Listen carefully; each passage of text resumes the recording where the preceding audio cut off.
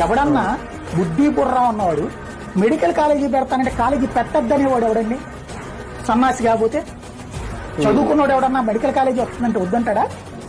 అరే ఉక్రెయిన్ వెళ్ళి చదువుకుంటున్నారండి మన పిల్లలు, చైనాకి వెళ్ళి చదువుకుంటున్నారు, లేకపోతే ఇప్పుడు ఆ గొడవలతో చస్తున్నటువంటి ఆఫ్రికా దేశాలకు కూడా వెళ్ళి చదువుకుంటున్నారు. దేనికోసం?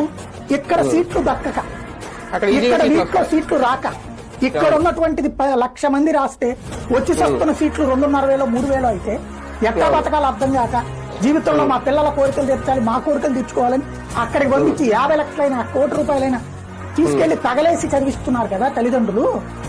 వాళ్ళకి మన రాష్ట్రంలో వచ్చిన 750 సీట్ల మెడికల్ కాలేజీ అక్కర్లేదు పొమ్మని చెప్తున్నామంటే 5 కాలేజీలు ఏమనాలి మనం?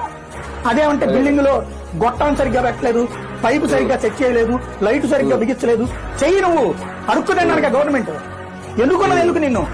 ఆఫ్టర్ ఆల్ ఒక్కొక్క కాలేజీకి ఒక 250 కోట్లు ఖర్చు పెట్టలేవా? అదేం వృధా కాదే. ఇవాళ ఖర్చు పెడితే ఏళ్ల తరబడి పడి ఉంటుందే నీకు ఒక కాలేజీ. నువ్వు అలాంటి కాలేజీని నాకు అక్కర్లేదు, నేను పెట్టుబడి పెట్టలేను అని చెప్తే ఇది విజనా? Download ShareChat.